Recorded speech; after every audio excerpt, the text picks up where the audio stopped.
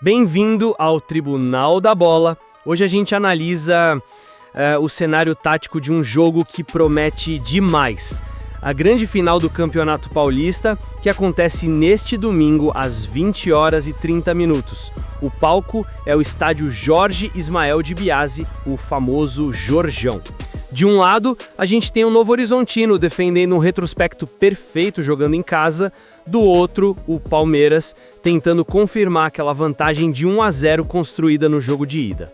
E a questão central aqui é bem clara, né? Será que a intensidade inicial e o fator casa do Novo Horizontino tem força suficiente para, quebrar a consistência tática e a vantagem do time mais experiente do país? Exato. E, bom, eu sustento que a organização estrutural do Palmeiras vai ditar o ritmo e garantir o resultado hoje. Pois é, mas eu vejo o jogo por outra ótica.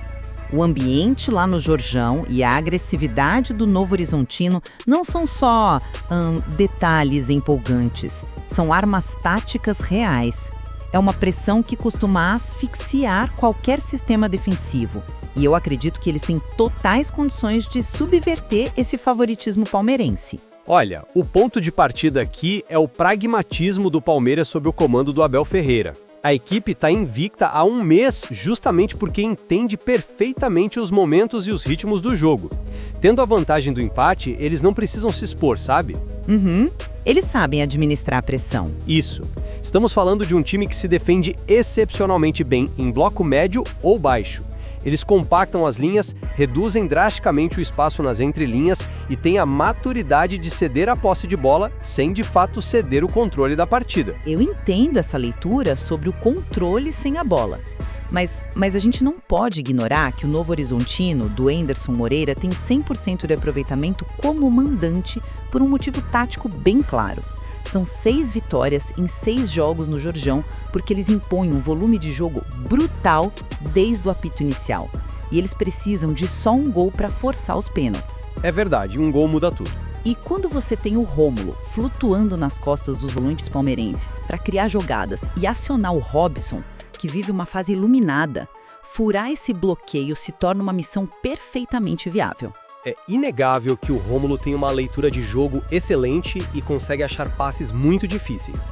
Mas o que você descreve como volume de jogo do Novo Horizontino é, ironicamente, o cenário que o Palmeiras prefere. Como assim? É que precisando buscar o placar, o Novo Horizontino inevitavelmente vai adiantar suas linhas e pressionar. Isso deixa espaços nas costas da defesa. A estratégia do Palmeiras se alimenta dessa dinâmica. Eles vão absorver o impacto e usar roubadas de bola para conectar transições rápidas, atacando justamente uma defesa descompactada. A transição do Palmeiras é letal, não há dúvida. Mas a gente precisa analisar os dados reais deste mesmo campeonato.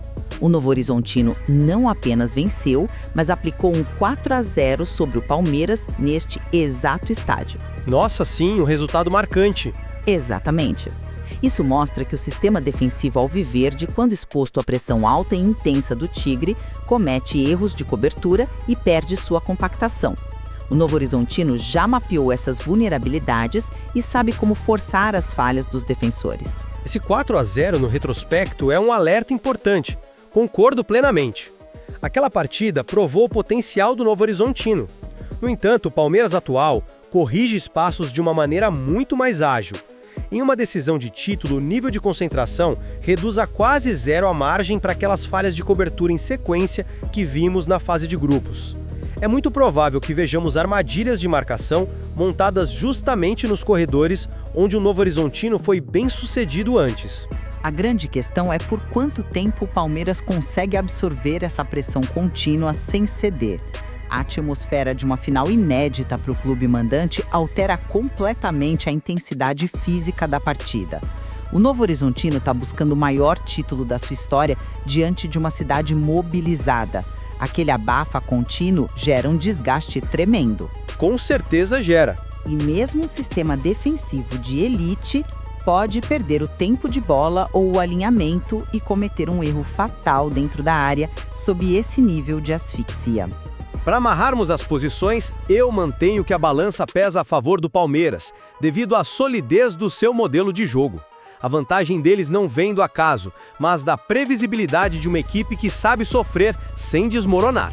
A estrutura defensiva bem postada, somada à frieza para explorar o contra-ataque contra um adversário que obrigatoriamente terá que se expor, forma a receita que deve assegurar a taça. E eu continuo defendendo o poder transformador do mando de campo.